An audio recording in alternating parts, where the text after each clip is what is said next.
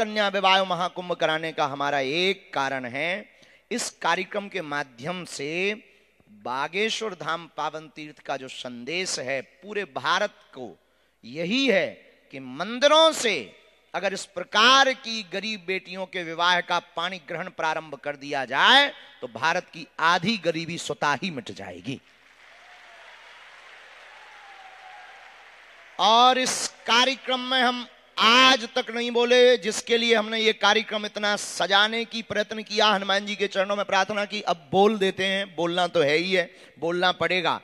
भारत सरकार को मंदिरों को अपने अधिग्रहण से मुक्त करना चाहिए और भारत सरकार को यह समझना चाहिए, हम ये नहीं कहते कि आप बिल्कुल स्वतंत्र छोड़ो, मंदिरों का भार आपके पास रहे, लेकिन मंदिरों की दान पेटियों से हज की यात्रा न करवाई जाए। मंदिरों की दान पेटियां हम लोगों के द्वारा, और 5-5 रुपया गरीब लोग अपने बच्चों को भोजन नहीं कराते। माताएं, बुंदेलखंड की माताएं अपने छोड़ में 5 का सिक्का 10 का नोट बांध करके लाती हैं, दान पेटी में चढ़ाती हैं। उन दान पेटियों से अगर हर मंदिर, बड़ा बड़ा मंदिर, चाहे वो कोई भी मंदिर हो, नाम लेने से किसी को बुराई लग सकती है, पर भारत के जितने भी प्रसिद्ध मंदिर हैं, अगर उन मंदिरों से एक एक अस्पताल और हर साल गरीब बेटियों का विवाह, एक एक गुरुकुलम, एक एक अस्पताल और एक एक वर्ष में गरीब बेटियों का विवाह रख दिया जाए, भारत हमारा विश्व गुरु बनने से कोई नहीं रोक सकता है।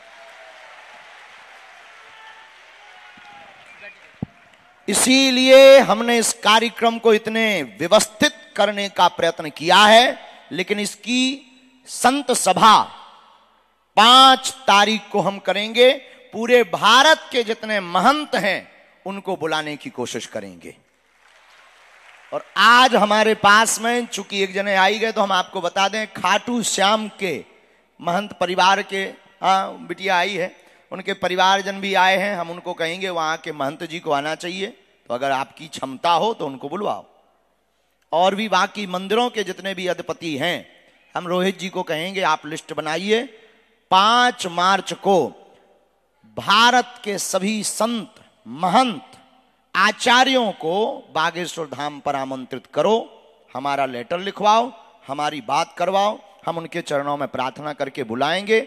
उसी दिन हम लोग संकल्प लेंगे कि अब भारत में सरकारों के अधिग्रहण जो मंदिर हैं उनसे गुरुकुलम और औषधालय, विद्यालय और गरीब बेटियों के विवाह के कार्य प्रारंभ करवाए जाएं। इसीलिए यह आयोजन करवाया जा रहा है। और ऐसा हो तो ठीक है, नहीं तो 1 साल छोड़कर अगले साल फिर 1100 कुंडी यज्ञ करवा करके भारत सरकार की सद्बुद्धि के लिए यज्ञ करवाएंगे कि आपको सद्बुद्धि आए और मंदिरों को अपने भार से छोड़ करके हॉस्पिटल बनवाए जाएं। 5 मार्च को हम सब ये करने वाले हैं। आपसे भी प्रार्थना है, अपने गांव के जितने भी महंत हों, पुजारी हों, आचार्य हों, 5 मार्च का निमंत्रण उन्हें दे दो, बुलाओ। सभी मंदिरों के आचार्यों को आना चाहिए, वरना धीरे धीरे बहुत स्थिति विचित्र हो जाएगी। मंदिर सिर्फ दान पात्र में आने वाले रुपयों का अड्डा होगा। मंदिरों के दान पात्र से केवल मंदिरों का विकास होगा, समाज का नहीं होगा। और समाज का विकास नहीं होगा तो भारत विश्व गुरु नहीं होगा। समाज का विकास बहुत जरूरी है। मंदिरों का विकास तो होगा, होना भी चाहिए, होगा, होता रहेगा, लेकिन समाज का विकास भी। तो ये 5 मार्च की तैयारी हम लोग कर रहे हैं, इसीलिए ये आयोजन हम रखा है। अभी तक हमने बोला नहीं, ना मीडिया को भी बताया, बहुत गोपनीय विषय था, बहुत बारीक। आज हमने इसलिए बोला कि थोड़ा सा ना सुगबुगाहट शुरू हो जानी चाहिए। और जरूरत पड़ने पर रामलला से मथुरा तक की यात्रा करेंगे। अगर नहीं होगा तो रामलला से अयोध्या से कथा कैंसिल करके, कार्यक्रम स्थगित करके रामलला अयोध्या से मथुरा तक की हम यात्रा करेंगे। लेकिन हर हाल में भारत के मंदिरों में, क्यों? क्योंकि हम लोगों को बांटा जा रहा कि मंदिरों से तो ब्राह्मणों का भर भला होता है, इससे तो पुजारियों भर का पेट भरता है। बात तुम्हारी सही है या गलत हमें नहीं पता, इतना पता है कि मंदिर बहुत जरूरी है। हमें सड़कों पर भीड़, हमें मंदिरों में भीड़, सड़कों पर तूफान चाहिए। राम राज्य से भरा हमें हिंदुस्तान चाहिए। अब वो तभी संभव होगा जब ऐसे कार्य प्रारंभ किए जाएंगे। इसलिए आयोजन किया जा रहा। तो तुम्हारी उपस्थिति, जितने लोग लाइव देख रहे हैं, इसको काट करके तुरंत डालें। ये हमारा आज का ऐलान है। 5, ये कार्यक्रम क्यों करवाया, इसको तुरंत सब तक भेजें। आचार्य जी आप तैयारी करो, 5 दिन के अंदर जहां की यात्रा करनी हो करो।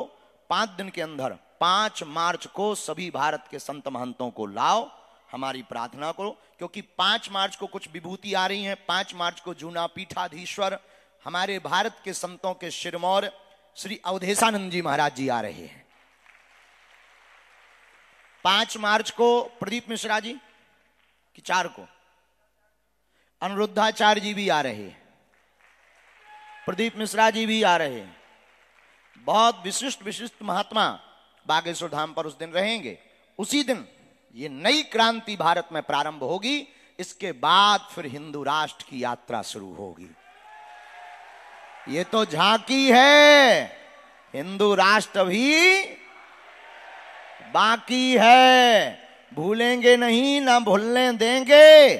चुप हैं तो कायर मत समझना। ये हमारे संस्कार हैं कि हम विनम्र भी हैं पर माला और भाला भी रखते हैं। तो आप लोग कौन कौन 5 मार्च की तैयारी बहुत जोर से कर रहा, जरा हाथ उठाओ। जय श्री राम। तो आप सब लोग, क्योंकि उस दिन पूरे भारत की नजर होगी, सभी संत, सभी अखाड़ों के महंत, अखाड़ा परिषद के अध्यक्ष जी, सबको प्रार्थना करेंगे कि उस दिन आए। और उस दिन अगर ये आगाज हो गया तो भारत में एक नया इतिहास लिख जाएगा।